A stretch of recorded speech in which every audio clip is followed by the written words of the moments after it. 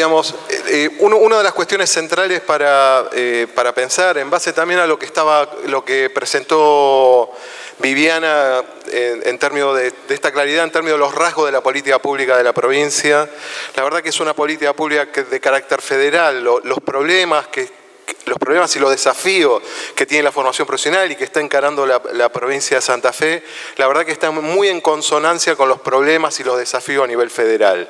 Digamos, en ese sentido es muy importante rescatar esta cuestión.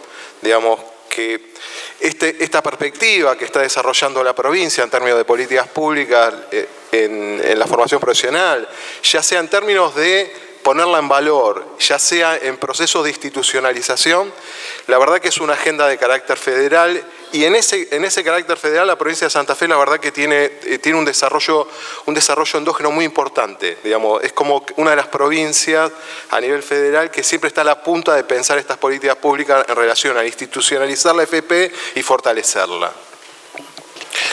Digamos, el punto de partida de ese proceso, de esa mirada, de esa agenda federal y también provincial, para nosotros siempre fue era como pensar el campo de problemas. Digamos, empezar a construir una serie de análisis más de caracterización de la formación profesional en su estado de situación, en su historia, cuáles eran los problemas más de carácter estructural y cómo sobre la base de esto empezar a construir marcos regulatorios, políticas, líneas de fortalecimiento, pero digamos, pensando los problemas más en términos de carácter estratégico, digamos, no problemas simples justamente, dado que la formación profesional históricamente fue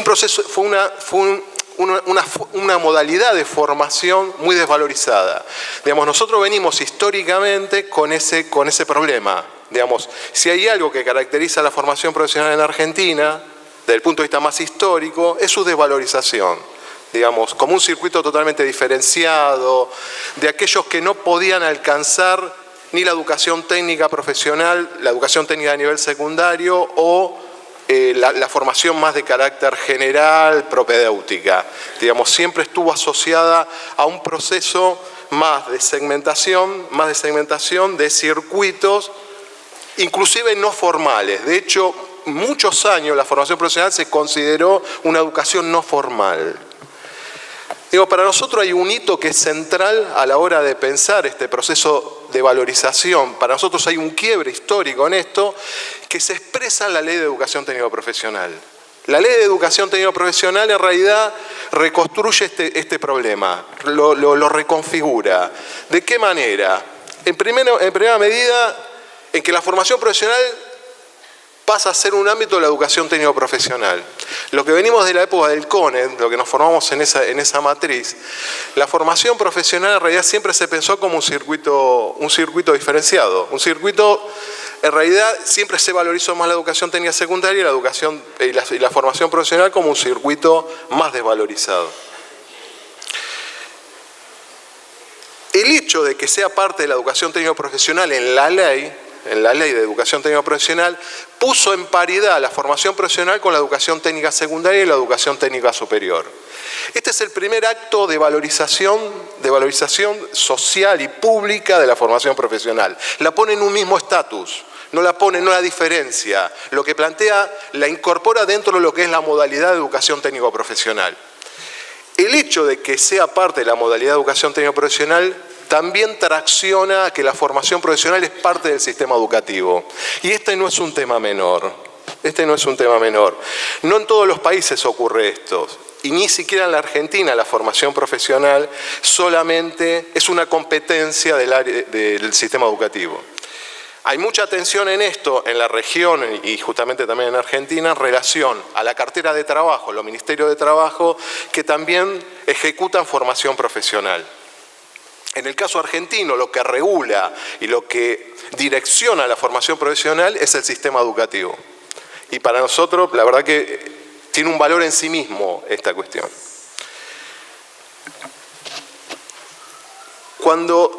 El tema es que la ley es una ley, digo, es una norma, establece esto. Ahora, cuando uno empieza a cotejar lo que promueve la ley con respecto al campo de la realidad, y uno empieza a hacer algunas cuestiones más de aproximación diagnóstica a esto, en discusión más de carácter federal, empiezan a haber ciertos rasgos comunes de los problemas que tiene la formación profesional.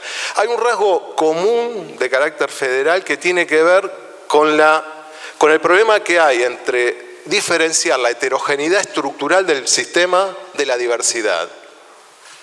Digamos, hay una tendencia a... ¿Qué quiero decir con esto? Cuando hablo de heterogeneidad, hablo de lo siguiente. Una misma formación, voy a ser bien concreto. Un electricista de inmueble. Un electricista de inmueble que se forma en una misma provincia, en distintas instituciones, con distintos diseños curriculares, con distinta carga horaria y con distintos entornos formativos y con distintas dependencias institucionales. Cuando hablo de heterogeneidad, hablo de eso.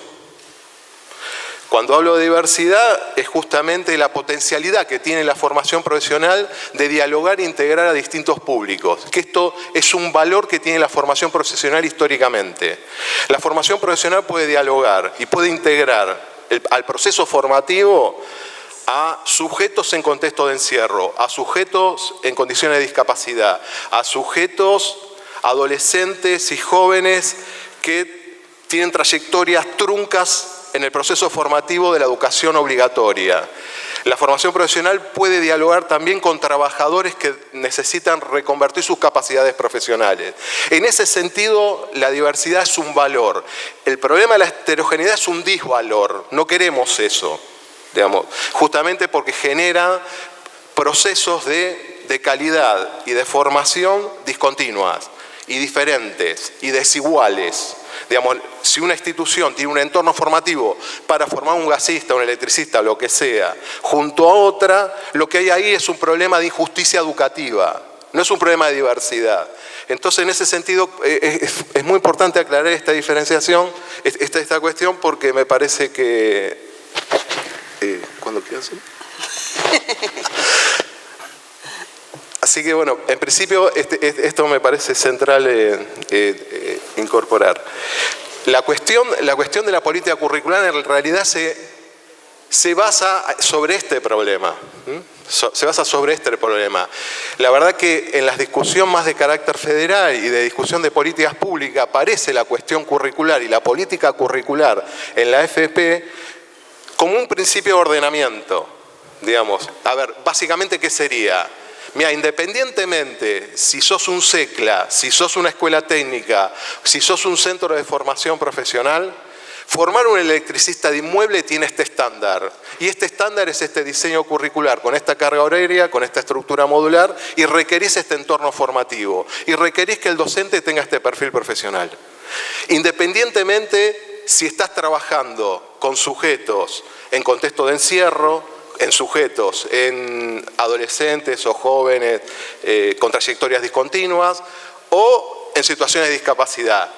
El diseño curricular es un ordenador en ese sentido. ¿Y esto por qué es central en la política curricular de la formación profesional? Porque es el ámbito, es uno de los ámbitos, junto a la educación técnico-profesional, donde la certificación no es solamente una certificación educativa propedéutica. La verdad que no ese es el sentido que tiene una certificación profesional en el sistema educativo. La certificación profesional es un dispositivo de diálogo con el mundo del trabajo. Esa certificación profesional es la que reconoce el mundo del trabajo. Y en ese sentido es clave, digamos, que la certificación profesional tenga una valorización y que solamente una certificación profesional sea la que entre en diálogo con ese mundo de trabajo. Es decir, que el mundo del trabajo, independientemente si es una empresa privada, una empresa pública, una empresa de economía social o de economía popular, independientemente, o cuenta propia, independientemente de esto, todo el mundo reconozca que un electricista de inmueble es esta certificación y no según de dónde venga. ¿Se entiende? Esto es lo que ordena, esta es la capacidad ordenadora que tiene el currículum en la formación profesional. Por eso tanto hincapié a nivel federal y a nivel provincial sobre la cuestión de la política curricular. Bien, si querés, parece... Vamos a tratar de hacer un diálogo. Retomando el concepto de diversidad y heterogeneidad, buena parte del siglo XX la educación técnica profesional o los centros de formación profesional eran mucho más homogéneos, los sujetos de atención de la FP y de la educación técnica profesional eran menos diversos y el mundo del trabajo era un mundo del trabajo mucho más integrado y con menos estándares de precarización o de niveles de precarización.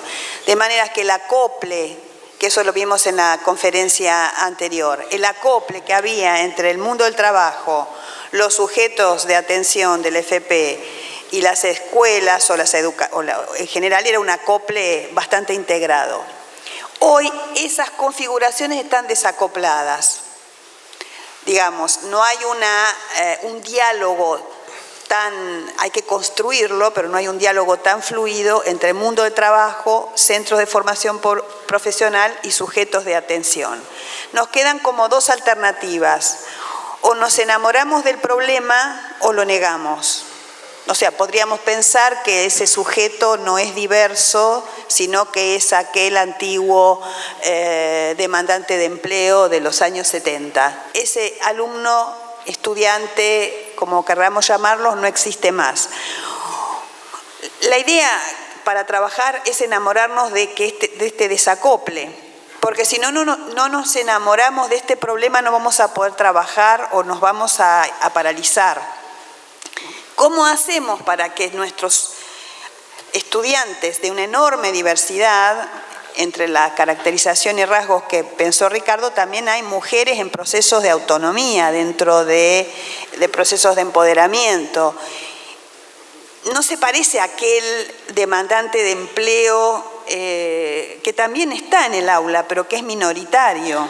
Entonces, ¿cómo acoplar?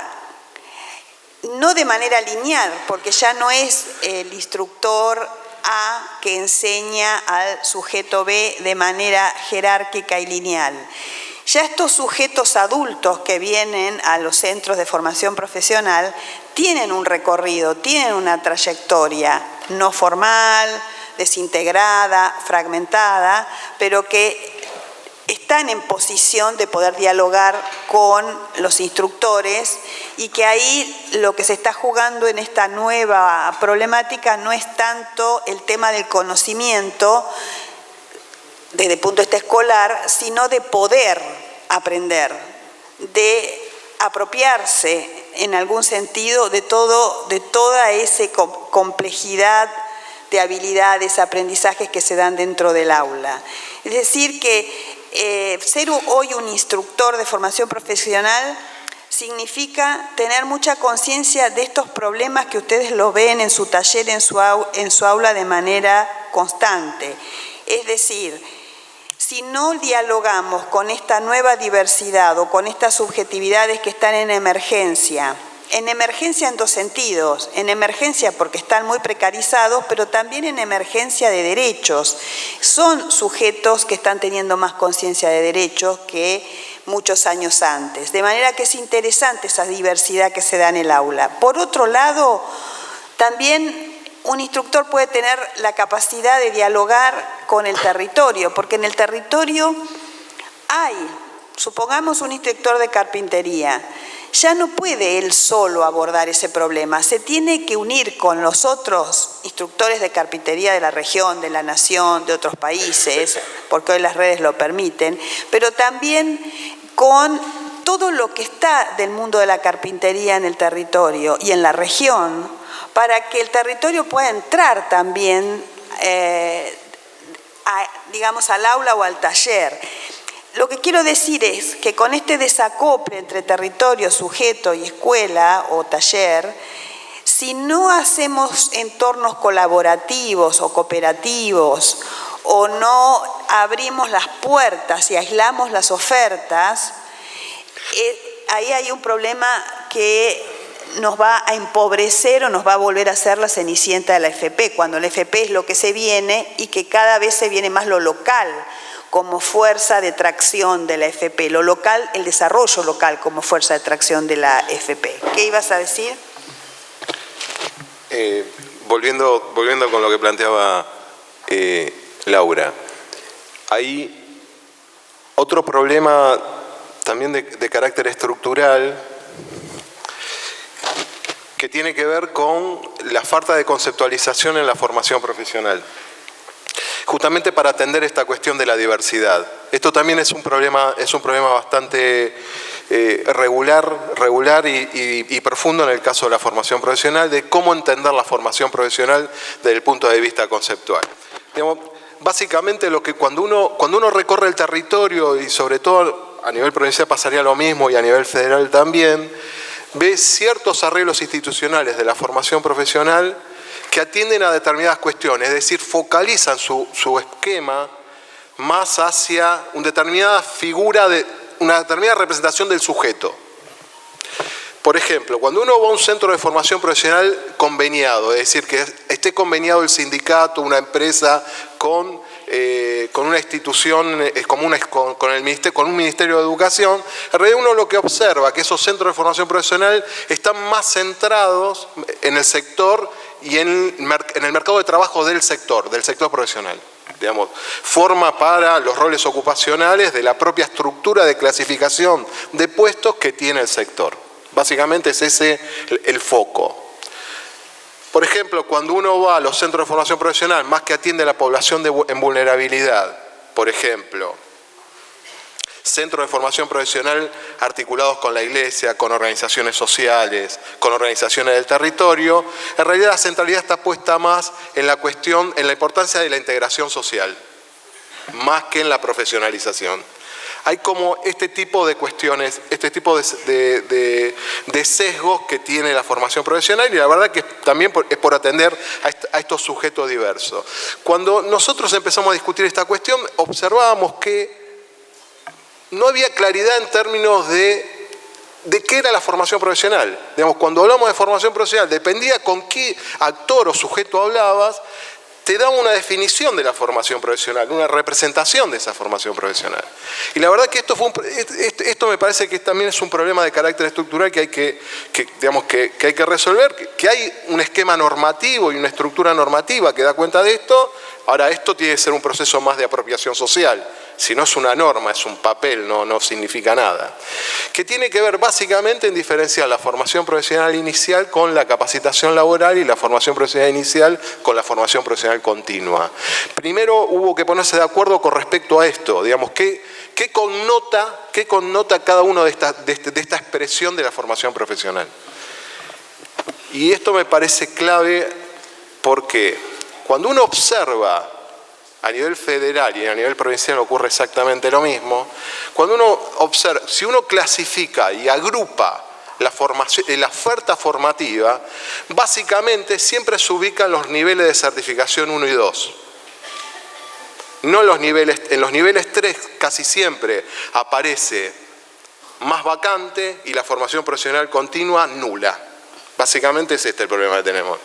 Digamos, obviamente esto tiene un reflejo, tiene una correlación con la estructura de clasificación, de calificaciones de la propia estructura social. La formación profesional en realidad está está en línea con esto. La pregunta y el desafío es cómo hacer que la formación profesional avance en los niveles 3 y la formación profesional continua. Obviamente sin dejar de formar los niveles de certificación 1 y 2. Es decir, cómo avanzar en ofertas formativas más complejas, con mayor densidad de conocimiento tecnológico, con mayor densidad de conocimiento productivo para la población en general. Cómo incrementar la cobertura de esos segmentos desde la formación profesional. Este es uno de los desafíos centrales que tiene la formación profesional, sobre todo si uno piensa que prácticamente el 50% de la población económicamente activa en la Argentina y en la provincia también no tiene calificación profesional y tiene un nivel de escolaridad primario. El 50% de la población económicamente activa en Argentina tiene un nivel de escolaridad primario y no tiene calificación profesional. Este es el estado de situación que tiene nuestra estructura de PEA, de la población económicamente. La población económicamente activa es el conjunto de ocupados, subocupados y desempleados que tiene relacionada con la población en general. Es decir, todas aquellas personas que tienen algún tipo de relación o algún tipo de actividad con el mundo del trabajo. Este es uno de los problemas estructurales que tenemos. A nuestro entender, y esto también es una discusión de agenda de futuro y de desafío de futuro de la formación profesional, el único ámbito, la única herramienta posible para incrementar la cobertura, para que en una temporalidad más o menos inmediata o más inmediata se pueda integrar a ese enorme conjunto de población a procesos de incremento de la calificación profesional, a incremento de los niveles de escolaridad, a nuestro entender es la formación profesional.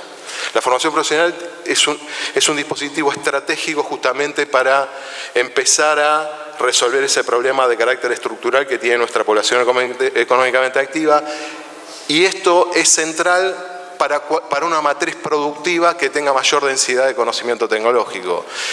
Una matriz productiva más industrializada, con más contenido tecnológico, con más conocimiento, sí o sí requiere una población económicamente activa más formada en ese sentido, justamente para acoplarse a esa matriz productiva. Sí, en ese sentido la FP también puede intervenir en la calidad de la matriz productiva, ¿no? Es decir, se pensaba que no, que la educación técnica profesional no tiene nada que ver con el mundo del trabajo, digamos, de interferir en el mundo del trabajo, de traccionar, de promover calidad en el mundo del trabajo. Eso se puede hacer. Pero además hay otra cosa que cuanto más aislada es la oferta profesional, menos sentido tiene para los sujetos que van a aprender. Es decir, si un trayecto formativo tiene una complejidad creciente, está articulado con el territorio, está articulado con una educación básica, por ejemplo, estas escuelas de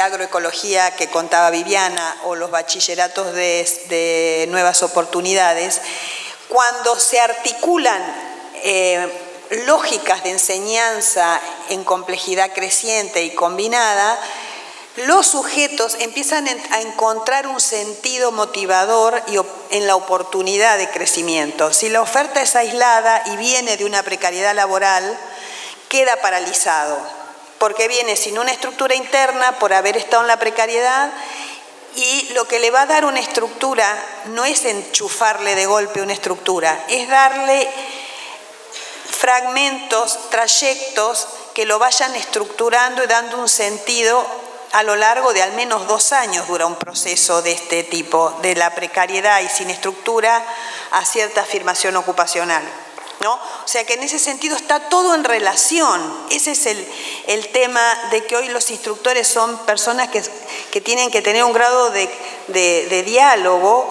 con muchas lógicas al mismo tiempo. Parecemos un programa de televisión. Digamos, para aclarar una cuestión que no la aclaré, lo di por supuesto que tenía que ver con los niveles de certificación. La formación profesional inicial en Argentina en realidad se organiza en 3 niveles, 1, 2 y 3. Esos son los niveles de certificación. En realidad la diferencia, ¿cuáles son los criterios, las variables que intervienen en cada uno de esos niveles? Tiene que ver 4 variables. ¿Por qué el electricista de inmuebles es de nivel 3? Bueno, es de nivel 3 porque se analiza la figura formativa en el sentido de la autonomía de esa figura con respecto a su tarea. Es decir, alguien que es más autónomo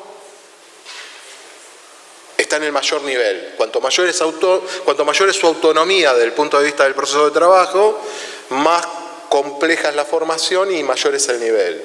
Es menos heterónomo, menos depende de otro. De hecho, un electricista de inmueble puede trabajar en forma autónoma, tiene habilitaciones profesionales para hacerlo.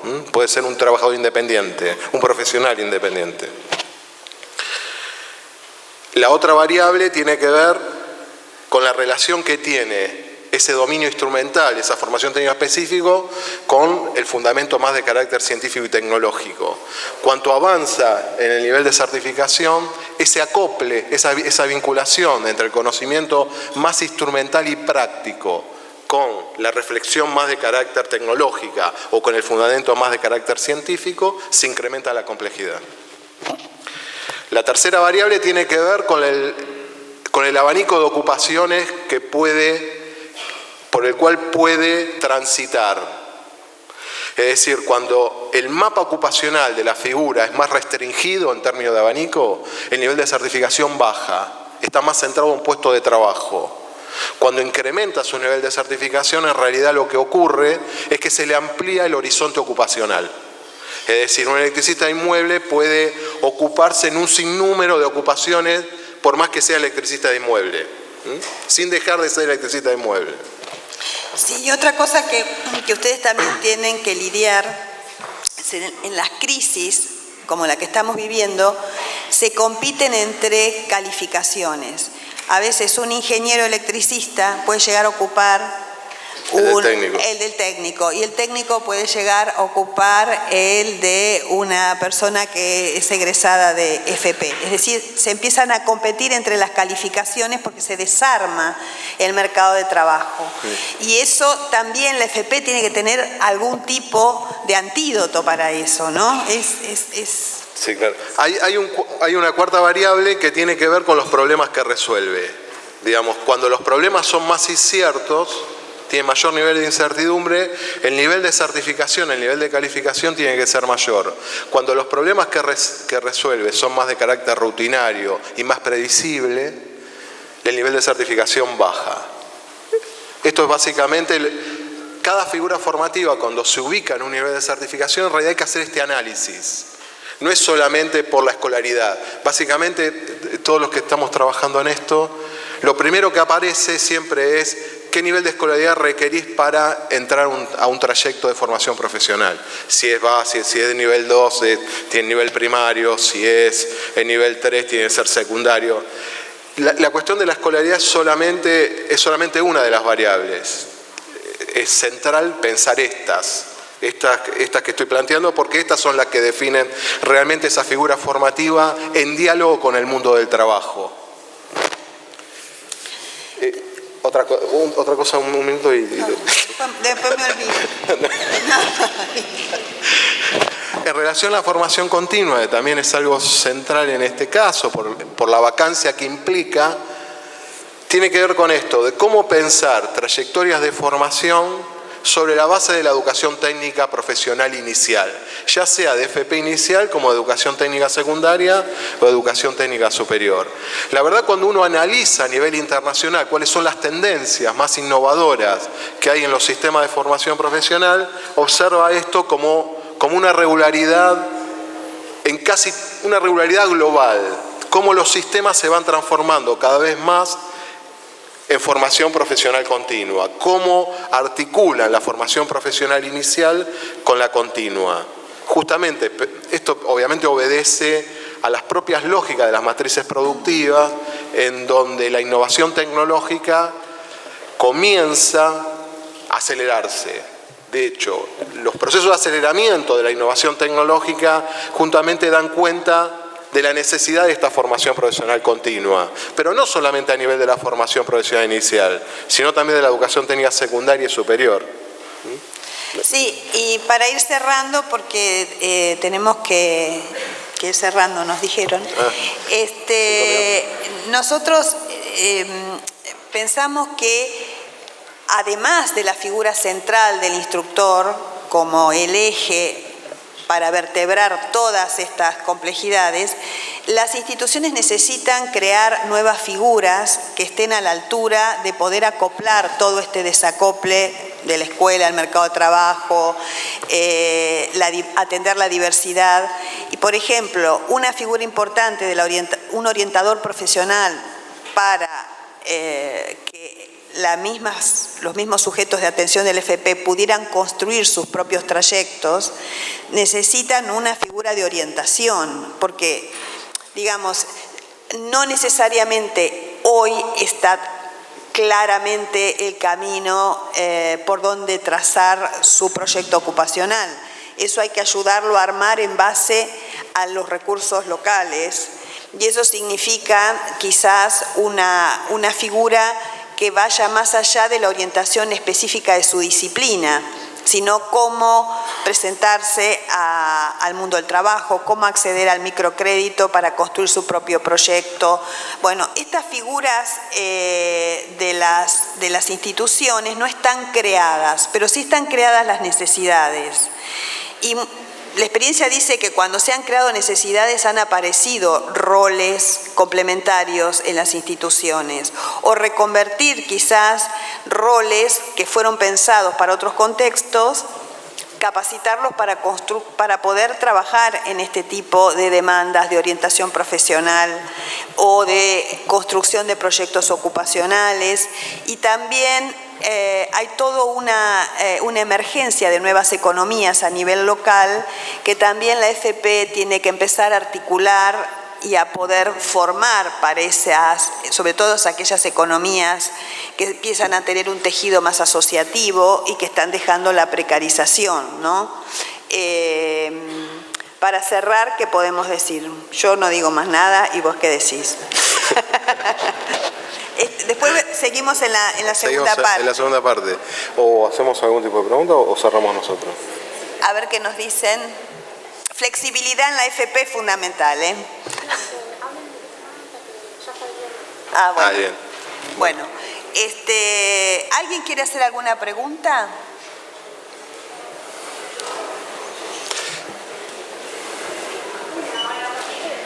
Sí. Bueno, hacemos el resto de las preguntas, contestamos algunas preguntas y el resto de las preguntas las retomamos en el segundo panel. Hola. Porque no pudimos respetar esto. Hola. Sí. Bueno, tengo unas cuantas, así que, claro, una. Vamos a empezar por la cuestión nacional. Vos decías que es importante que la formación profesional esté en educación, y lo que vemos es que el año pasado y el anterior, varias provincias lo pasaron a los ministerios de trabajo. Primero, alguna apreciación sobre eso. Sí. Este es el caso de provincia de Buenos Aires y es el caso histórico que tiene Córdoba. Esas dos provincias son las que...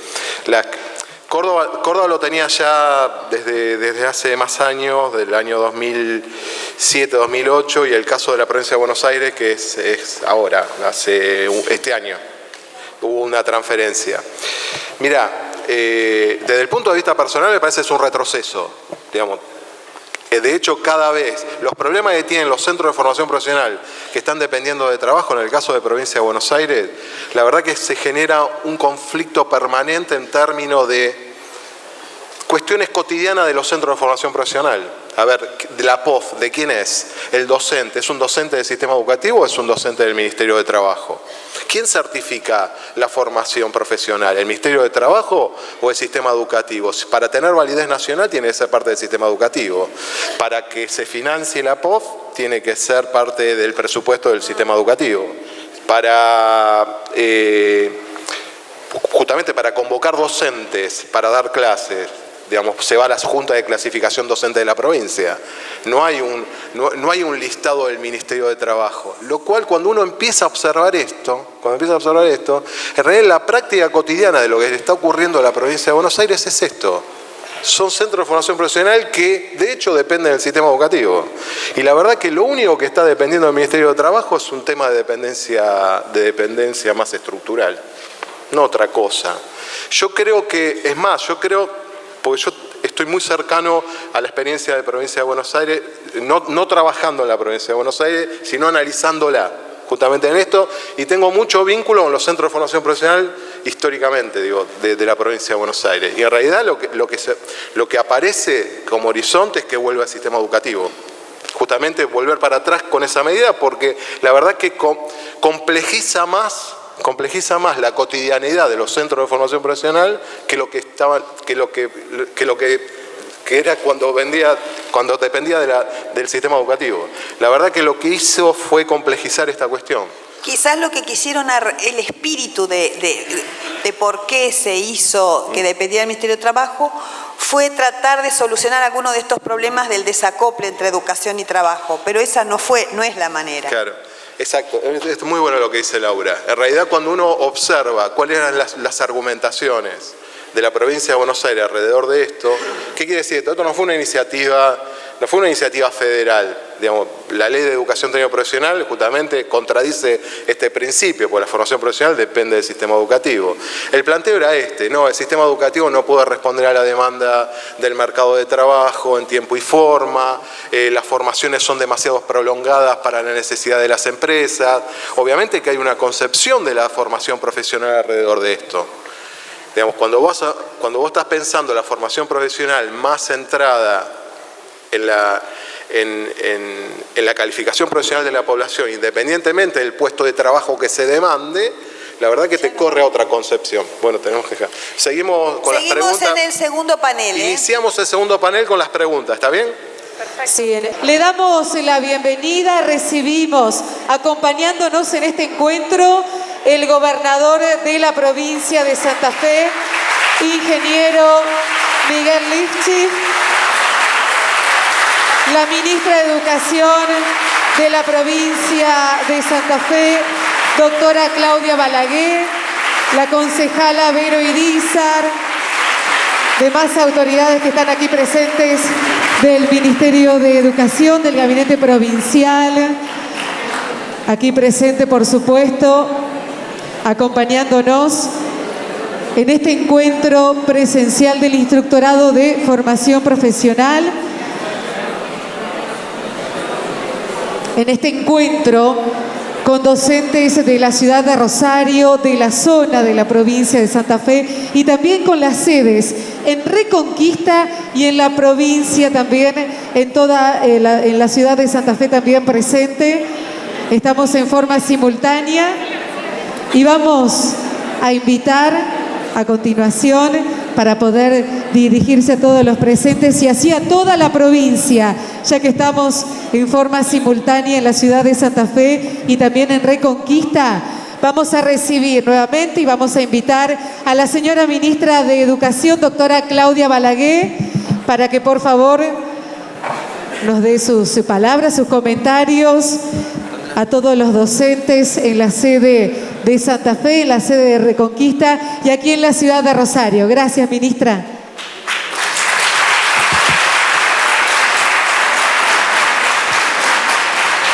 Bueno, ¿cómo les va? Muy buenos días. Una alegría ver a tantos docentes, no solo aquí en Rosario, sino como decíamos en el resto de las sedes.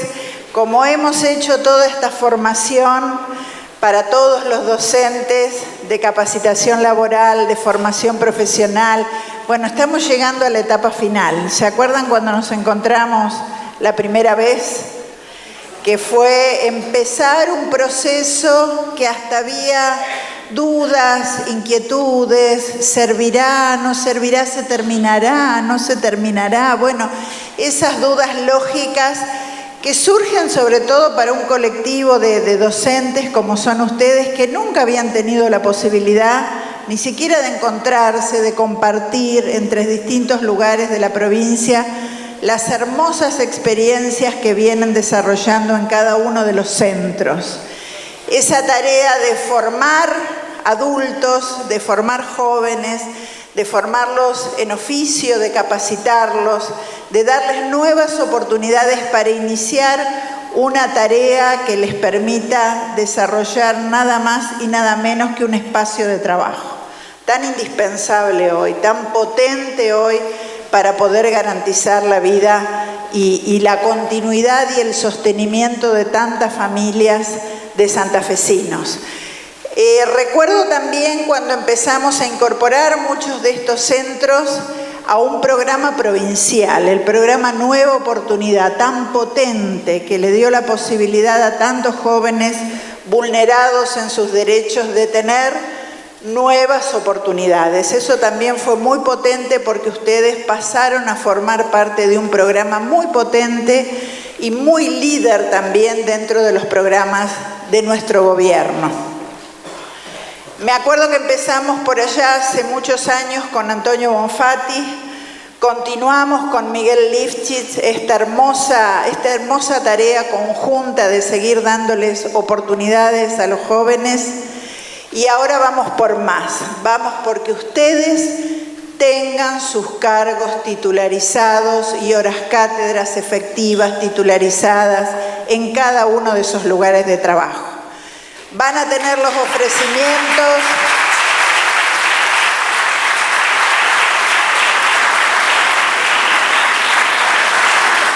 Como ustedes saben, el 12 de junio tenemos los ofrecimientos, ya está todo el cronograma paritario. Y como ustedes saben, también el 1 de julio van a tener finalmente la toma de posesión de sus cargos y de sus horas cátedras.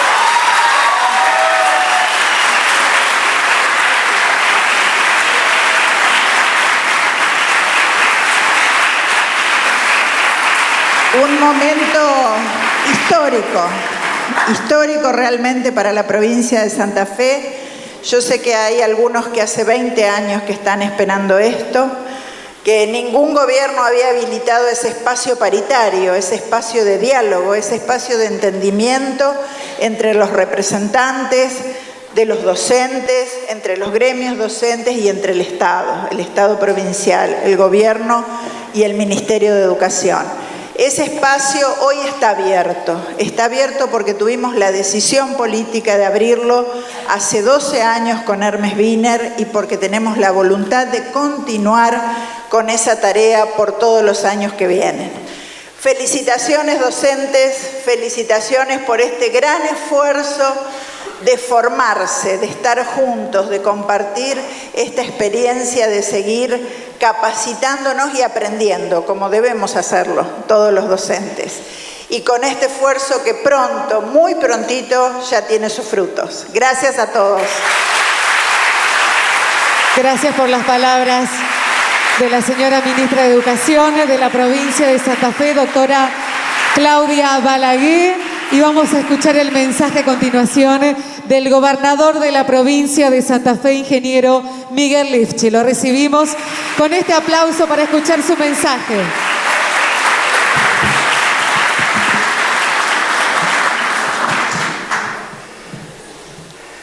Bueno, bienvenidos a todos y a todas docentes de la ciudad de Rosario y de otras localidades de la región, pero también a quienes están participando de este acto en la ciudad de Santa Fe y en la ciudad de Reconquista.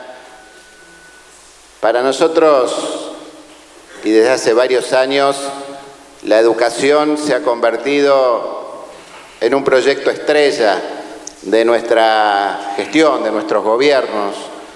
Hacemos mucha obra pública, como ustedes saben, en toda la provincia, rutas, obras contra inundaciones, viviendas, obras de energía, pero quizás el mayor logro, la inversión más importante, la que tiene más impacto hacia el futuro, la que cambia y transforma la realidad de las personas y, en definitiva, la realidad de la sociedad presente y futura, sin ninguna duda que es la educación. La educación pensada como un proceso integral. No hay una educación de primera y una educación de segunda. Todos los niveles educativos son importantes. Todas las modalidades, todos los formatos que tiene el sistema educativo en la provincia de Santa Fe son todos igualmente importantes porque van a cumplir cada uno un rol fundamental.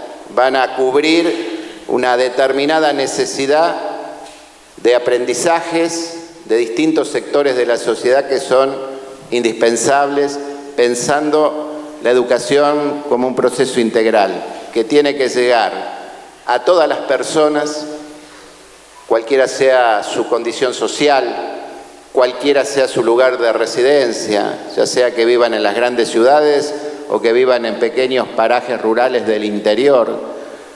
Y les debe llegar en todas las edades, naturalmente en edad temprana, cuando comienza la educación inicial, pero también a los adultos, también a los jóvenes que por algún motivo necesitan retomar sus estudios o perfeccionarse o capacitarse. Recién venimos de un acto muy importante en la Facultad de Ingeniería, en el aula magna de la Facultad de Ingeniería, con la cohorte 2019 de alumnos del Vuelvo a Estudiar virtual. Estamos hablando de jóvenes o de adultos que por razones laborales, por razones económicas, familiares, en algún momento abandonaron sus estudios secundarios y que hoy, a través de esta herramienta, de esta estrategia para abordar la educación secundaria para ese sector de la sociedad, pueden retomar sus estudios. Y ustedes, sin ninguna duda, también son parte de ese sistema, son un engranaje muy importante, porque la tarea docente que desarrollan está destinada a adultos y a jóvenes para brindarles un aspecto del conocimiento que para cada uno de ellos es muy importante, que les puede cambiar la vida o las oportunidades para insertarse en la sociedad o en la vida económica, en la vida laboral. Y esto de verdad que es para nosotros muy importante. Por eso hemos transitado un camino, como explicaba la ministra, para ir jerarquizando la tarea docente que ustedes desarrollan, para integrarla dentro de todo el proyecto educativo de la provincia de Santa Fe, y ahora con un paso decisivo para ustedes individualmente, para su carrera, para la evolución de su carrera profesional y docente, pero muy importante para el sistema, poder contar con una planta de docentes concursados, titularizados, igual que en las otras modalidades y niveles del sistema educativo.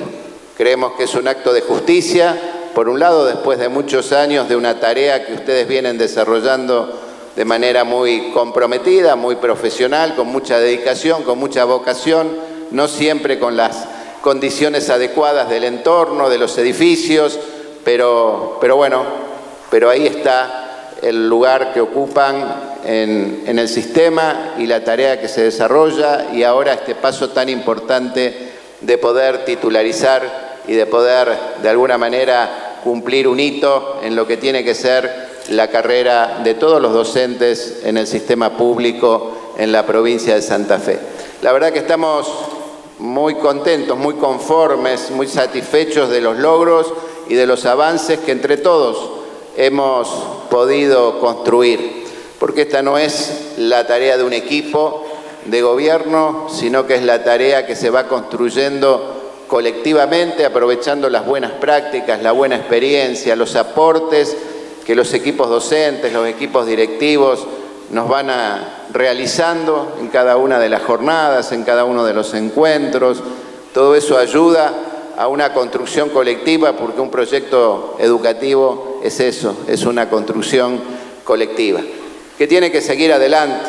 Creo que el gran desafío que tenemos para los próximos años es que este proceso se profundice, que florezca, que todo lo que estamos sembrando en materia de inversión en infraestructura, en tecnología, en innovación pedagógica y también en mejorar toda la carrera docente y la formación inicial y continua, permanente de toda la estructura docente de la provincia, florezca en nuevas innovaciones, en nuevas realizaciones y fundamentalmente en el logro de una educación que cumpla su gran rol transformador de la sociedad, que es lo que todos necesitamos en la Argentina.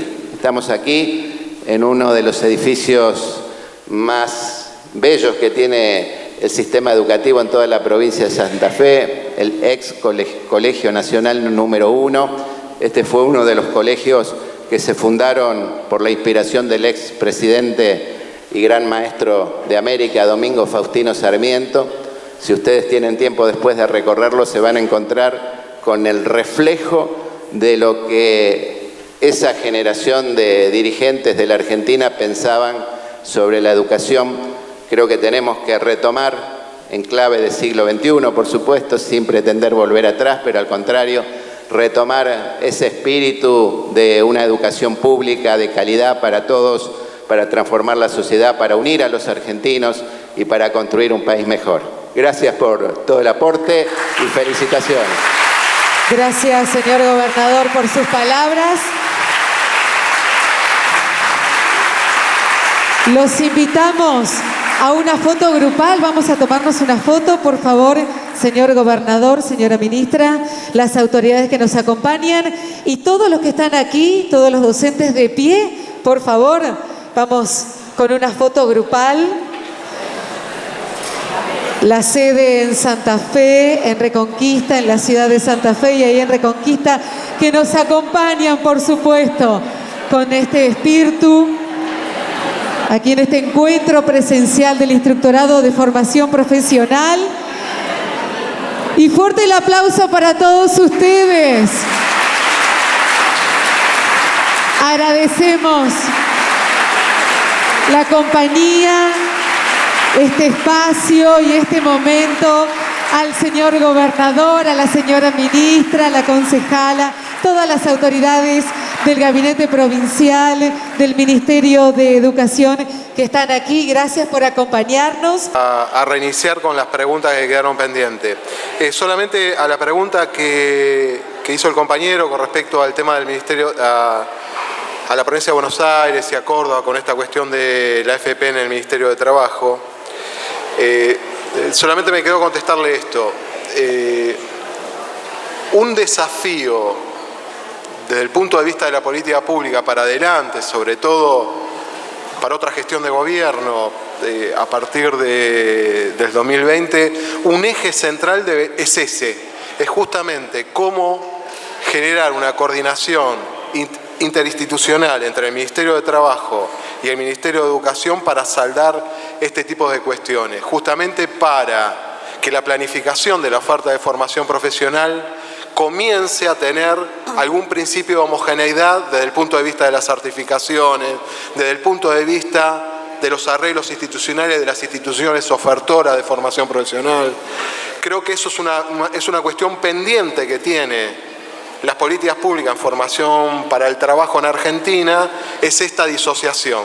En este momento no es solamente el Ministerio de Trabajo, es también el Ministerio de Desarrollo Social, que es un ofertor de formación profesional. Creo que un desafío central para una gestión de gobierno, sobre todo desde el punto de vista de las políticas públicas, sería justamente cómo comenzar a coordinar esos esfuerzos relacionados a la formación para el trabajo en un dispositivo lo más homogéneo posible, por lo menos a nivel de lo que es el sistema general de la formación profesional, de la figura formativa, de los diseños curriculares, del aseguramiento de los entornos formativos, del aseguramiento que los perfiles profesionales docentes sean adecuados a la formación de esas figuras formativas. Esto es más allá de lo que pasó en Provincia de Buenos Aires o en Córdoba, me parece que hay que pensarlo como una agenda mucho más compleja desde el punto de vista de la política pública, más general de la estructura del sistema. ¿Seguimos con el resto de las preguntas? Me gustaría agregar una sola cosa, lo que dice Ricardo, que la articulación interministerial a nivel central a veces es más dificultosa que a nivel local. A nivel local hay prácticas, buenas prácticas en articulación entre Ministerio de Trabajo, Ministerio de Desarrollo Social, Ministerio de Educación y tercer sector. Es en mesas de concertación, en los dispositivos que haya a nivel local y regional. A veces por ese lado es más fácil la articulación que esperar una bajada de nación a lo local. ¿Sí? ¿Se ve? Preguntas. No tiene micrófono, entonces no hay posibilidad de que hagan preguntas. Sí, ahí viene, ahí viene. Ahí está. ¿Qué tal? ¿Qué tal? Con respecto a lo que estaban diciendo recién con el tema de la articulación entre el Ministerio de Trabajo y lo que sería el Ministerio de Educación, ¿no sería mejor que haya una articulación para saber qué tipo de orientación tendría que tener la formación con respecto a las ofertas de trabajo y las nuevas tecnologías y demás?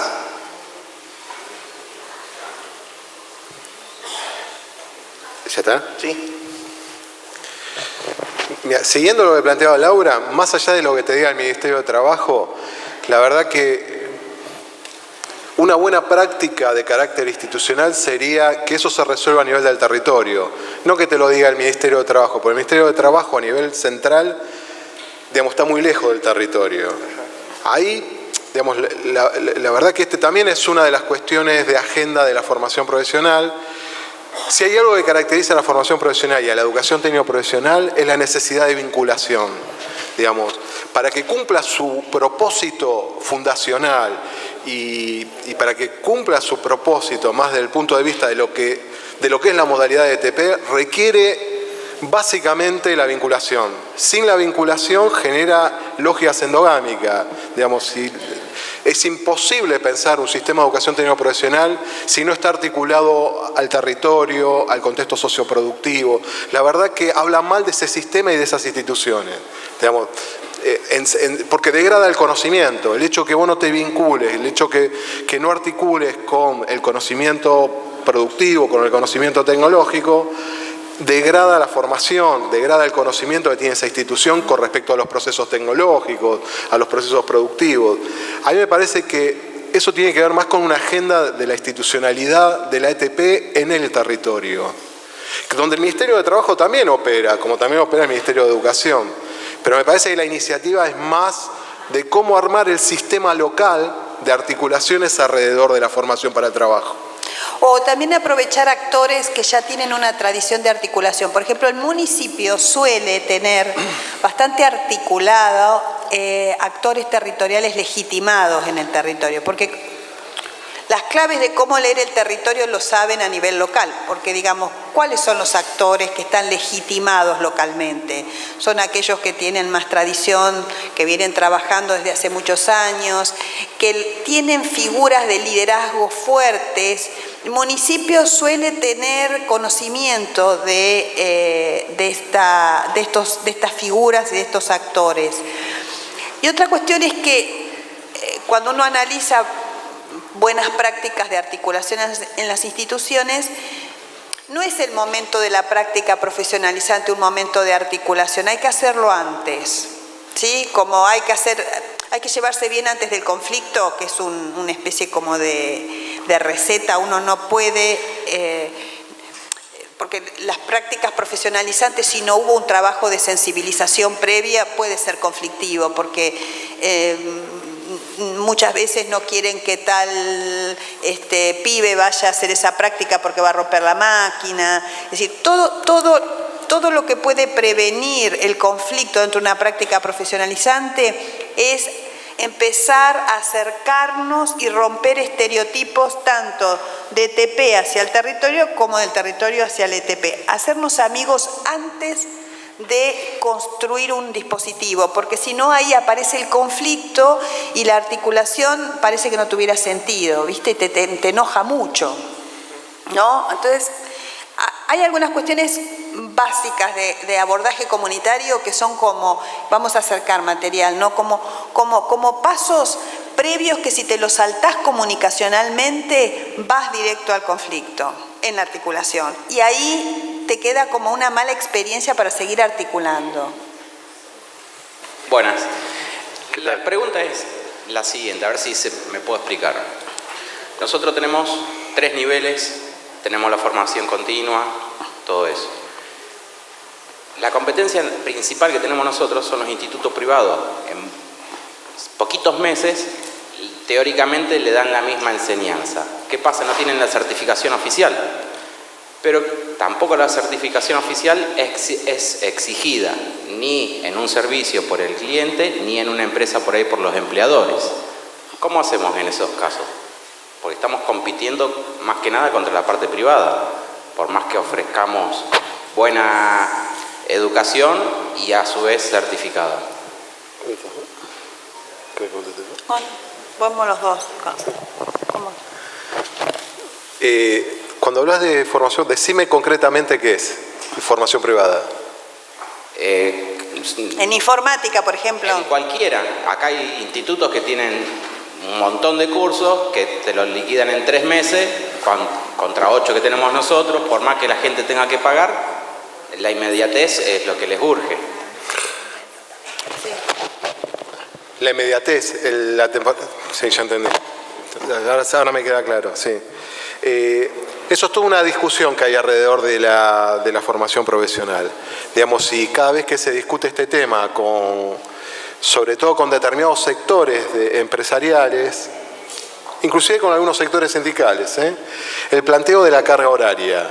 El planteo de la carga horaria es como que es algo que se viene presentando como que es muy extensa la formación. Y este es uno de los argumentos que tiene, por ejemplo, el Ministerio de Trabajo, o la formación es más centrada en capacitación laboral. El problema es que no se despeja la discusión de qué es capacitación laboral y qué es formación profesional inicial, ¿no? Justamente esta es una de las discusiones que hay. Digamos, no es que la capacitación laboral tiene menos calidad, resuelve otro problema, que tiene que ver con un puesto de trabajo fijo, más recortado, y se forma para ese puesto de trabajo. En cambio, la formación profesional inicial tiene como referencia perfiles profesionales donde esa figura formativa en realidad puede operar o puede intervenir en distintos roles ocupacionales. Y esto es lo que nos diferencia básicamente de la capacitación laboral de la formación profesional. Las dos hay que hacerlas.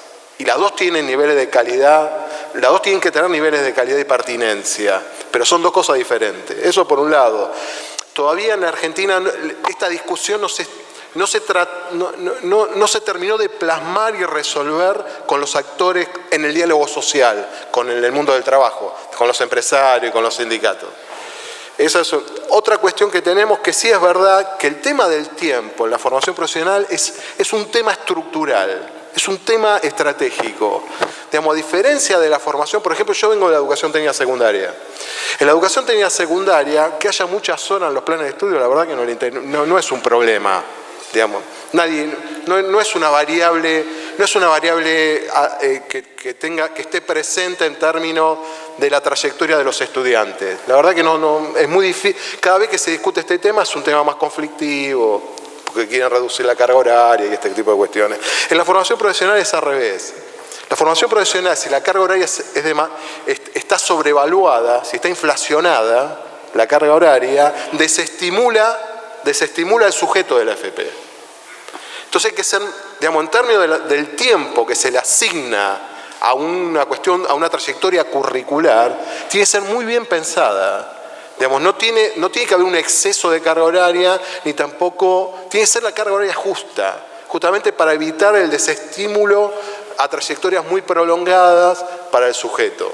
Por ejemplo, hay como reglas para esto. Digamos, por ejemplo, cuando uno trabaja en el diseño curricular de la formación profesional, una regla, ¿cuál sería? Mirá, en el trayecto de un cuatrimestre, por más que haya una estructura modular, digo, a partir de un cuatrimestre, un sujeto tiene que tener una certificación profesional, quizás de nivel 2, pero digamos, no más que esa temporalidad, que vos en un cuatrimestre resuelvas de alguna manera una certificación profesional, por más que tengas una estructura modular, que vaya 3, 4 días por semana, llegar a ese límite, que al año tenga otra, que al otro cuatrimestre tenga la otra, ¿se entiende? Esa es la lógica que te permite, por ejemplo, la modularización. Digamos, y esto tiene que ver, esto es una variable de control sobre el diseño curricular. Un buen diseño curricular de FP no puede ser muy extenso en relación a la certificación. Es una manera de evaluar, así se evalúa un diseño curricular si es bueno o malo en términos curriculares, ¿se entiende? Y hay otra cosa que, perdón, sí. ¿Te corté? Quería hablar algo de lo de privado. De lo de privado para cerrarlo en la pregunta. Eso. A mí me parece que eso se resuelve también en lo que plantea Laura, digamos, cómo hacer para que esa certificación de formación profesional se reconozca en el territorio y que tenga el valor que tiene que tener desde la formación profesional. Y si es capacitación laboral la otra, a diferencia de esta de formación profesional. Pero las dos tienen que ser reconocidas por el mundo del trabajo. A mí me parece que lo que hay que empezar a articular ahí es justamente en el territorio que sean reconocidas las dos. Más allá si una de privada y otra de gestión estatal, ¿no? Pero ahí se juega otra cosa, que por eso la articulación territorial es fundamental, la sensibilización a empleadores, que los empleadores vayan al aula, que se amiguen con la población objetivo, porque lo que está pasando es que los empleadores están prefiriendo egresados del mundo privado, aunque la certificación sea de menor calidad, porque se aseguran tener perfiles más de clase media. Y de alguna manera tienen el estereotipo o el prejuicio que los egresados de un centro de formación profesional son menos responsables, van a faltar, van a romper las máquinas. Entonces, de alguna manera, si nosotros no empezamos a acercar al mundo productivo y acercarlo en el sentido empático de crear dispositivos de diálogo con estos jóvenes o con estas mujeres o con la población, con la diversidad que tenemos, es verdad que los sectores de clase media empobrecidos que tienen más capital simbólico de clase media están compitiendo con los egresados de formación profesional. Y eso es un problema también que se está haciendo estructural. ¿Se entiende lo que digo? Es un problema muy preocupante para... ¿Otra pregunta? Teníamos que decir que la gente de Reconquista y Santa Fe, si quieren preguntar, que pregunten. ¿Cómo pueden hacerlo? Pueden hacer, ¿no? Técnicamente sí. Ya te lo alcanzo después. Yo quería hacerle una pregunta. Sí. No sé, Karina, no sé dónde está, que es la que se conecta con Santa Fe y Reconquista, pero yo quería consultar porque tiene que ver con el diseño curricular, porque varias instituciones, que aquí la gran mayoría son que están bajo la supervisión mía, y siempre se da la discusión de que los diseños curriculares de FP inicial, ¿cuánto tiempo lleva? Y esto de que si yo tengo un cargo de 20 o 25 horas, doy todos los días, a pesar que el diseño dice menos, y que con menos tiempo quizás lo puedan desarrollar. El tema que también viene a colación de lo que me presentan los maestros es que a veces vienen con tanta deficiencia los alumnos en cuanto a por ahí lo que... Entonces ellos necesitan más tiempo para lograr alcanzar ese perfil. Entonces, desde esa lógica uno se tendría entonces que estructurar a nivel institucional distinto, empezar con esos alumnos o con este diagnóstico de alumnos que lo que tengo, hacer algo previo para después pasar a eso, o cómo, qué es lo que ustedes nos podrían decir a nosotros, porque en realidad Bien. Es una discusión que siempre la tenemos con todos. Bien. ¿En esa línea?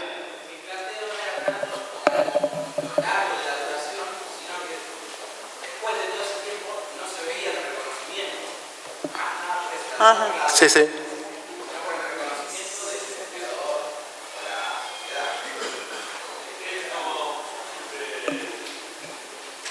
Sí.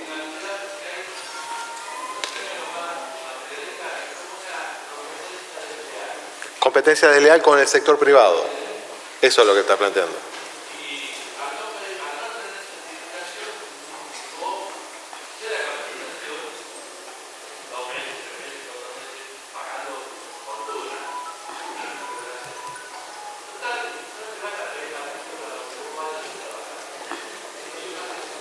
Disculpen, aguardame todavía el micrófono porque las otras sedes no pueden escucharlo, que entonces...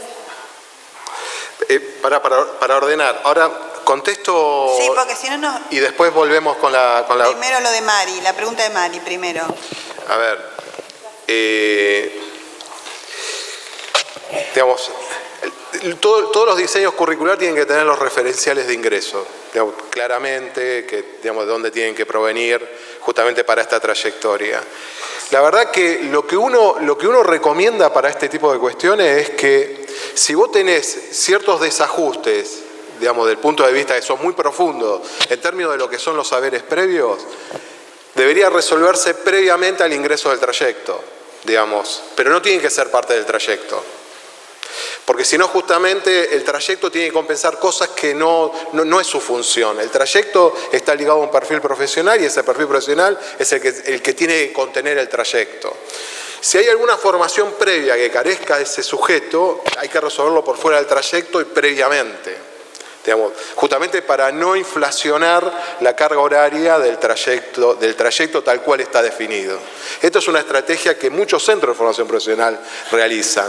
O, por ejemplo, van más días, digamos, más días por fuera hacen como actividades extracurriculares más en la lógica de mitigar, de compensar algunas cuestiones o justamente de nivelar algunas cuestiones que tienen que ver. Básicamente siempre los problemas vienen con el tema del conocimiento matemático, con el conocimiento más de carácter geométrico cuando tienen que diseñar algunas cuestiones. Básicamente casi siempre vienen por ahí los problemas que tienen. Si tienen una trayectoria de escuela primaria, sobre todo, o secundaria inclusive, fallida y de hace mucho tiempo de proceso de desescolarización, ocurren este tipo de cuestiones. Pero digamos, la verdad que las recomendaciones, o cómo lo están resolviendo otras jurisdicciones, otras instituciones de esta manera, es decir, mantienen invariable el diseño curricular y esto lo resuelven con una estrategia más focalizada a una población en particular. Por ejemplo, un caso extremo que se da en muchas jurisdicciones con el tema de operador de informática. El operador de informática, en realidad, casi siempre está resolviendo problemas de alfabetización informática, no de formación profesional. Es decir, es un operador de informática en administración y gestión, pero en realidad la mayor parte de la población que acude a esta formación, en realidad quiere resolver problemas de alfabetización digital, sobre todo los adultos mayores, que es una manera también que tiene de integrarse con los nietos, digamos, conocer determinadas herramientas de comunicación para poder interactuar con la población más joven. Pero, digamos, su objetivo no es la profesionalización, es manejar estas herramientas. Ahora, cuando vos tenés estructurado un trayecto de este tipo, con este propósito, ¿qué hacen muchas jurisdicciones? Otra jurisdicción, otra provincia. Crean algunos de los módulos que tiene de formación profesional, de las trayectorias de formación profesional, utilizan un módulo de eso para esta población. Y como no le interesa ni siquiera la certificación profesional a esta población, acreditan el módulo. Se les certifica el módulo, no la figura formativa, ¿se entiende? Y resuelven ese problema. Ahora, no crean otro diseño curricular, utilizan un módulo, suponete, no sé, el que está más ligado a las herramientas de comunicación, del de operación, para esto. Y lo resuelven de esa manera, para esta población en particular. Otra es como que dividen las comisiones, tienen una comisión de gente que está que quiere más la profesionalización, utilizar las herramientas informáticas para la administración y gestión, y otro que no, que es más para la alfabetización informática. Esto yo entiendo que se va a ir decantando con el tiempo. ¿Por qué? Porque el tema de alfabetización informática y digital ya es casi parte del currículum común de la educación obligatoria. Tenemos un problema de carácter generacional ahí, pero que con el tiempo eso tendría que ir cediendo, esa demanda, por ejemplo. Después podemos ver cómo organizar los equipos adentro del aula, porque hay que trabajar cooperativamente. En general, armar equipos. Las mujeres adultas tienen menos impulsividad que los jóvenes y ahí armar equipos de aprendizaje mixtos, donde los jóvenes lideran mucho de las nuevas tecnologías y las mujeres compensan la impulsividad de ellos y generan un círculo virtuoso de aprendizaje. Pero eso es importante conocerlo en la hora cero, antes para poder armar equipos dentro de esa diversidad de estudiantes con los que ustedes se presentan. Porque hay mucha diversidad de ritmos de aprendizaje. Volviendo al tema de lo de la competencia esta desleal, la verdad que sí, digamos, privada, si no se tiene un buen esquema regulatorio, ocurren este tipo de cuestiones. Ahora, sobre todo desde el punto de vista de la certificación, digamos, hay un problema ahí que de alguna forma la validez, piensen ustedes cómo el problema que nosotros tenemos es que, suponete, una figura formativa, un marco de referencia, se aprueba en el CONETIP, en un nivel nacional muy lejos del territorio, muy lejos del territorio. Es decir, se acuerda ese perfil profesional, por ejemplo, no sé, de mecánico automotriz, mecánico de inyección, digo cualquier cosa, mecánico de inyección diésel, se aprueba ahí, lo aprueban los empresarios, las cámaras empresarias, CARA, con ESMATA. Y el sistema educativo y el colegio profesional. Se aprueba en ese nivel, en Capital Federal. Se aprueba ahí. Después ese perfil se construye el marco de referencia. Y ese marco de referencia es el insumo para las provincias para hacer los diseños curriculares. Se supone que ese acuerdo de diálogo social y sectorial recorre todo el país. Es decir, se supone que a CARA y ESMATA reconocen esta certificación en todo el territorio. Esto no sucede. La verdad que no está sucediendo. Justamente por esto que vos estás planteando. Digamos, el sector no termina de reconocer esta certificación profesional. Y genera, ante ese vacío, genera un mercado de la formación de carácter privado. Por eso es central el reconocimiento de la certificación del sistema educativo con los actores del mundo del trabajo. Justamente para romper ese criterio, para romper esa lógica. Porque si no es reconocida, aparece el mercado de la formación a ofertar cosas que vos decís, pero no tiene nada que ver. Empieza la cuestión esta de la competencia, que es lo peor que le puede ocurrir a un sistema formativo, que compita. El sistema formativo no tiene que competir, no está para eso. El sistema formativo tiene que formar con los parámetros de calidad que le define la política pública. ¿Se entiende? No es un mercado privatizado la formación, al menos no es lo que... No abogamos por eso, abogamos para una formación profesional de carácter pública, ¿no? Pero este es un problema que estamos teniendo, no solamente está pasando en todos los sectores, termina no reconociéndose ese acuerdo de base que se desarrolla a nivel nacional en las instancias jurisdiccionales y territoriales. Esto también obedece porque muchas jurisdicciones, esos mismos acuerdos de diálogo social, es decir, este CONETIP que vos tenés a nivel nacional, la verdad que debería haber un COPETIP, un CONETIP a nivel provincial que resuelva lo mismo que allá, que resuelva lo mismo que a nivel nacional. Y también debería haber un consejo más a nivel territorial, porque hay cosas que no resuelven ninguno de los tres niveles. A nivel del territorio, suponete, a nivel del territorio a veces los consejos provinciales tampoco resuelven. Digamos, es muy localizado y el acuerdo tiene que ser muy a nivel del territorio para que se reconozca esa certificación. Sí. Buenos días. Bueno, yo voy a ser más simple en la pregunta y voy a pedir perdón porque creo que ya el año pasado insistí en esto también. ¿Quién es? El tema es el siguiente. Yo no pongo en duda la capacidad de todos los docentes, tanto los que están presentes aquí como en el resto de la provincia. No pongo en duda su capacidad para enseñar. Lo que sí tengo que poner en duda, lamentablemente, es que si yo tengo que enseñar a manejar una máquina, no me alcanza con la teoría. Entonces, si no está la máquina, no puedo enseñar. Si tengo miedo de que un alumno rompa la máquina, no la va a romper porque la máquina no está. Entonces, si vamos a capacitar en talleres, yo quisiera saber si todos los docentes que están aquí presentes, que enseñan algún oficio, tienen un taller adecuado para enseñar el oficio. Esa es la pregunta. Muchas gracias. Yo no aplaudiría.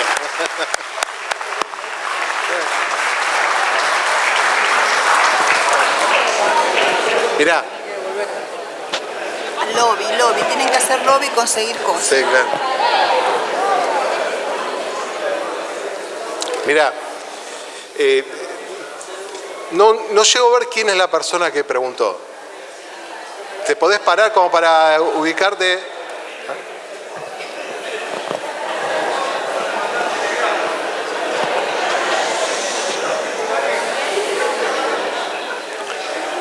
Bien. Mirá. ¿Querés que diga algo yo? Sí. En relación, que coincido totalmente con el docente y obviamente es a lo largo y a lo ancho de la provincia, queda mucho por hacer en relación a los que son los talleres y la FP, pero creo que todo esto viene a colación con la historia de la FP. Creo que todos saben, y los que son más grandes, no voy a decir de edad, sino con mayor trayectoria en el área, sabe que tomó el cargo y muchas veces sin nada, se crearon cargos en distintos lugares para dar formación profesional. En ese momento era capacitación laboral o lo que se llamaba no formal, pero nunca un presupuesto que se pueda aplicar y que pueda tener cada uno su lugar, su espacio, su taller. Esto es así. Desde que yo inicié el recorrido, la deficiencia es general de todo el sistema. Este último tiempo sí se han logrado consolidar espacios de muchos centros, de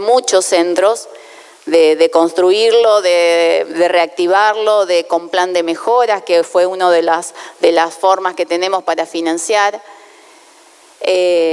Hoy con muchos fondos de la oportunidad, comprando herramientas menores, pero claro que el área adolece de una gran, digamos, algo que nunca se pensó, que es que tenga fondo propio, ¿sí? Entonces, la formación profesional hoy no tiene fondos propios que reconozca la especificidad y la necesidad, tanto de compra de insumos como de equipamiento. Eso es una gran realidad, que es algo que todavía falta de terminar de consolidar. Estamos haciendo esfuerzos enormes en este sentido, en planes de mejora, en algunos FANI, en todo lo que es todo el presupuesto que se le asigna a la oportunidad y que muchas veces queda en la institución y se compra también y que después lo usamos todos. Esa es la situación actual, pero creo que también hicimos grandes pasos este último tiempo, los últimos años, en relación a eso. El programa 39, que baja también del INET. Antes nosotros ni siquiera formábamos parte de ese programa 39. Hoy muchos de los centros tienen ese programa, que por lo menos reciben forma anual fondos para insumos, herramental y para mejoras pequeñas del edificio. Antes eso no existía para el FP. El FP no existía directamente ni en el INET. Y bueno, y acá a nivel provincial también teníamos poca incidencia en lo que es presupuesto. Eso ha ido cambiando. Falta todavía instituciones que inscribirse en el INET para tener este beneficio también. Por eso es tanto la insistencia que por lo general hacemos cuando necesitamos tener el dato claro, el registro de qué perfil profesional están dando. Por eso somos tan insistentes en eso, que vamos y venimos cada vez que pedimos que nos completen la oferta formativa año a año. Y todavía siguen con muchos errores porque nos siguen mandando con nombres que no son los perfiles profesionales que supuestamente esa escuela están dando. Entonces, creo que en esta construcción conjunta, como lo decía Viviana, como lo dijo el gobernador, falta mucho de trabajo nuestro, falta mucho también de que el área se siga reconociendo, que con esta titularización creo que es ahí un paso fundamental. Y también creo que vamos a tener que ir más adelante a pedir que, así como el Nueva Oportunidad tiene un fondo específico para ello, el área también tenga un fondo específico. Que no tengamos que estar pensando si Nación nos manda o no nos manda plata. Pero bueno, eso yo creo que es algo que lo vamos a tener que seguir trabajando y para que esto suceda, ¿no? Que cada uno de los maestros tenga su lugar, su espacio. Y bueno, en el caso del maestro que habló, que es del CECLA 19, el CECLA 19 fue hecho a nuevo en el 2010. Antes, realmente, si alguien lo conocía, era un desastre. Era terrible como estaba ese centro y que estaba siempre llevado adelante por los maestros y por su capacidad de darle fuerza. Se lo hizo a nuevo y fue uno de los centros que a esta altura le ha llegado de planes de mejora más de 4 millones. Que no podemos decir lo mismo para otros centros que ni siquiera han recibido 100.000 pesos. Entonces, falta mucho, es verdad, falta mucho equipamiento. Pero la carpintería del maestro que está, porque él es un maestro que ha entrado hace poco, no era la carpintería que teníamos antes del 2010. Entonces, hay grandes logros, obviamente que nos falta mucho por llegar, pero a tener entornos formativos de calidad. Pero creo que vamos mejorando de a poco. Y nos falta mucho en las escuelas primarias o CECLAs que dependan de primaria nocturna. Hoy los centros puros, obviamente, les sigue faltando cosas, pero están mucho mejor armados que los que pertenecen a primaria. Hoy estamos y vamos para mejorar los entornos de todos los compañeros que están en primarias nocturnas.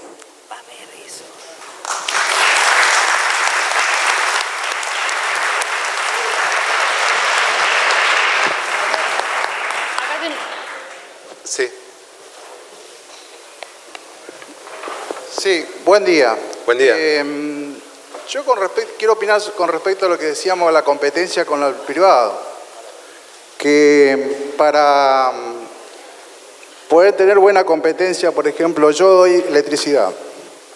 O sea, habría que jerarquizarlo el oficio. ¿Cómo? Dando matrículas con distintas categorías, así como lo tiene el gas. Segunda, tercera, primera.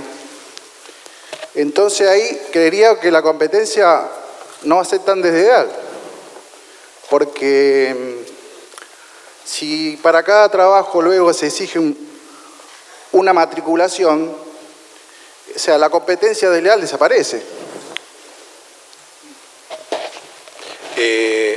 Bueno, en el caso de la energía tenés habilitación profesional. Ya tenés habilitación. Suponete, si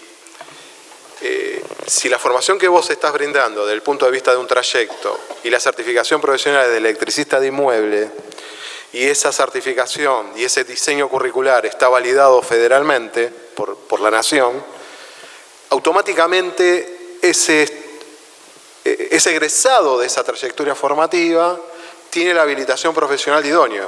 Tiene ya una habilitación profesional que define el propio perfil profesional. En el caso de energía ya está definido esto. El tema es que sigue siendo no reconocido en el territorio, pero el Estado Nacional ya te está asignando la habilitación profesional. En ese sentido, todas las que tengan relación con instalaciones, tanto gas, electricidad como sanitaria, van en ese mismo sentido. Todas tienen habilitación profesional. El caso del montador sanitarista no, porque es un nivel 2, digamos, no está pensado como un profesional independiente, pero sí el instalador sanitarista. Y en ese sentido ahí sí tenés otra habilitación profesional. Se empieza por las instalaciones por los riesgos que tiene, básicamente, en términos de terceros y este tipo de cuestiones. Pero digamos, en realidad la formación profesional tiene que tender a esa lógica, como la educación técnica secundaria que tiene habilitaciones profesionales. Por supuesto que eso también es un buen ordenador dentro de lo que es el ejercicio profesional autónomo, porque en realidad la habilitación profesional regula justamente eso, el trabajo profesional autónomo. Digamos, en estas instalaciones ya las tenés en el caso de energía, ya están aprobadas, sí, ya están vigentes. Mi pregunta viene a esto, o sea, por ejemplo, aquel que ejecuta una instalación domiciliaria nueva, sí. Cualquiera puede decir yo soy electricista y lo hace. O sea, bueno, no se exige que sea un profesional idóneo, claro, y matriculado para la ejecución. Eso es lo que voy yo. Sí, tal cual. Sí, porque todavía no está reconocida por el mundo del trabajo. Y por las... Sí, es así. Mira, hay municipios, que esto tiene que ver con las articulaciones locales que plantea Laura, ¿no? Hay municipios donde el propio municipio hace su propia matriculación, donde inscribe a una matrícula el propio municipio a los egresados de los centros de formación profesional y de las escuelas técnicas que quieren matricularse para instalaciones sanitarias, bueno, para todas las formaciones que requieren cierto nivel de expertise técnica. Y ese propio municipio quien hace esa matrícula y la difunde. Es de más, cuando el municipio tiene que contratar para hacer alguna actividad, alguna obra pública o algo, toma de ese registro. Es decir, es el propio gobierno municipal que reconoce a la formación profesional.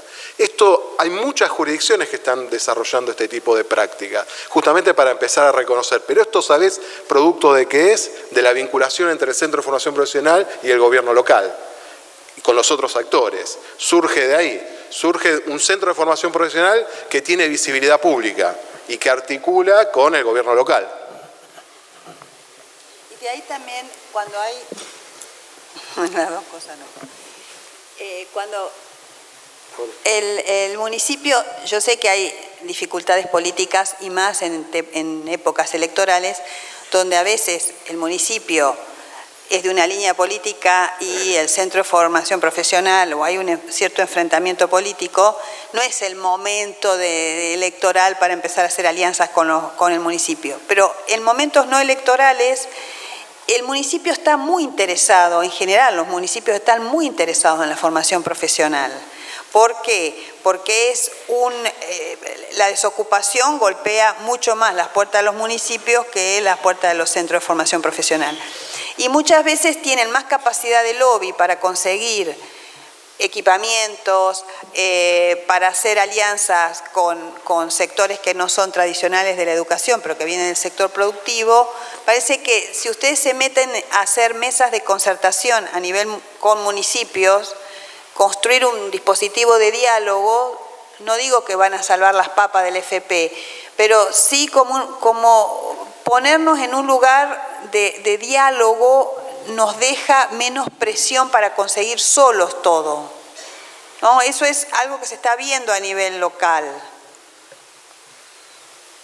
Sí, con respecto también al equipamiento también ocurre. Al equipamiento, sí. A buscar espacios más adecuados. Sí, sí.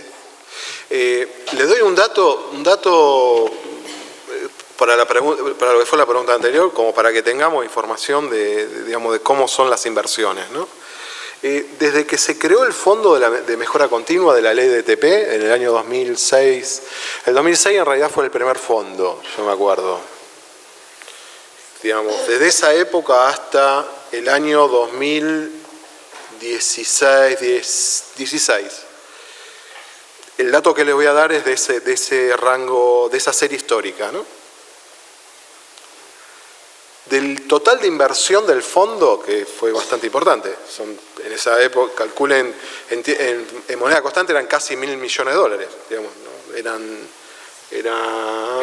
¿Qué 1.000 millones de dólares? 100 millones de dólares. Eran 3.000, 4.000 millones de pesos. Lanzó con esto y se fue incrementando, porque se incrementaba la actividad económica. Bueno, el fondo está ligado a la actividad económica. Si hay más actividad económica, aumenta el volumen de ingreso para la FP, para la ETP, del fondo. El 70% de la inversión del fondo está en el rubro equipamiento. El 70% del fondo fue equipamiento en esa serie histórica. El 28% infraestructura. Infraestructura y equipamiento prácticamente es el principal uso del fondo. El fondo tiene otros rubros en términos de posibilidad de inversión. Por ejemplo, formación docente. Formación docente en esa serie histórica es marginal. Yo la verdad que no conozco tanto la territorialidad de la provincia de Santa Fe, pero sí conozco la de provincia de Buenos Aires, que debe haber, el interior de la provincia de Buenos Aires, que debe haber algún tipo de similitud por la propia lógica productiva de la zona núcleo, de la zona centro. Yo les puedo asegurar que en Chivilcoy, una provincia, el parque tecnológico de las instituciones de ETP es mayor en términos de complejidad tecnológica que el conjunto de las pymes de Chivilcoy en este momento.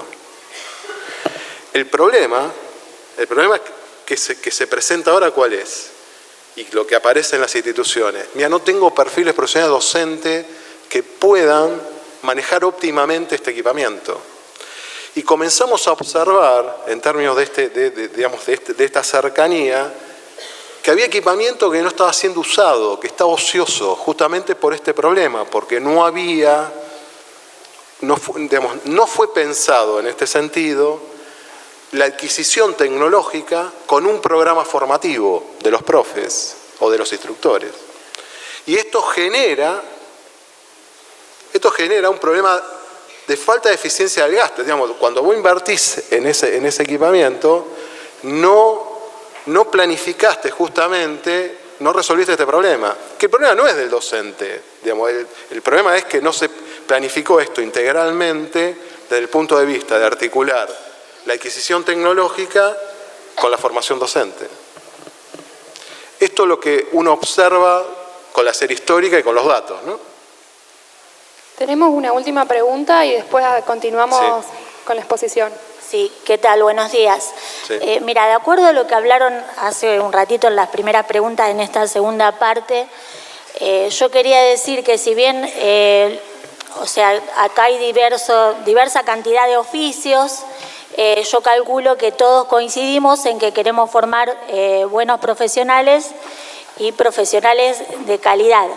Para eso necesitamos un tiempo, cada oficio necesita su tiempo. Porque la pregunta es, pareciera que en lo que se dijo antes, tendríamos que reducir el tiempo para competir con la oferta privada. No me parece algo coherente cuando nosotros lo que necesitamos es seguir sobresaliendo por sobre lo privado. ¿Se entendió la pregunta? Sí. No, en realidad no hay que reducir la carga horaria por una lógica competitiva. No es eso. No hay que ni reducir ni aumentar la carga horaria. Digamos, la carga horaria, por eso vuelvo a reiterar el tema. En realidad la variable del tiempo a nivel curricular es una variable muy bien pensada, muy bien discutida, porque no tiene ni que sobrepasar. No tiene que estar ni inflacionada ni por debajo de lo que se requiere la formación. Por eso es muy importante la expertise del instructor y de la discusión más de lógica concertada de cómo se asigna la carga horaria, ¿entendés? Pero no es por la lógica de la competencia que hay que ir. La formación profesional inicial, yo te digo, básicamente ya están como establecidos los rangos. Para un nivel de certificación 2, el rango es entre 250 y 350 horas. Digamos, más allá de los sectores profesionales, cuando vos analizás los marcos de referencia, las cargas horarias que tienen desde el punto de vista del nivel de certificación, más o menos es ese rango. Para los niveles 3, que todos tienen habilitación profesional básicamente, y estás entre 450 y 550 horas. Más o menos es ese rango que se maneja. A partir de ahí, obviamente, hay que discutirlo. Cada sector profesional tiene sus características. Estos serían como los rangos como para moverse. Un nivel 1 está entre 70 y 100 horas. Básicamente, la capacitación laboral no puede superar las 100 horas, por ejemplo. Estos son como los grandes parámetros que tenés. Por supuesto, estos grandes parámetros, obviamente que cuando vos discutís con privada o con el Ministerio de Trabajo, están por debajo. Pero no hay que reducir esos rangos, porque esa es la formación, es el tiempo que se requiere para formar desde la perspectiva de la formación profesional inicial. La verdad que sería la peor decisión que uno puede tomar a nivel de política pública curricular es reducir el tiempo por una lógica competitiva. La verdad que eso sería la peor recomendación. Digamos, la lógica tiene que ser otra. ¿Cuánto tiempo yo necesito para formar en relación al perfil profesional que está definido y está definido federalmente? ¿Cuánto tiempo yo requiero en la trayectoria formativa? ¿Cuánto tiempo requiero para formar esa figura? ¿Se entiende? Esa tiene que ser la fuente para definir la carga horaria, no lo que hace privada. La verdad que no.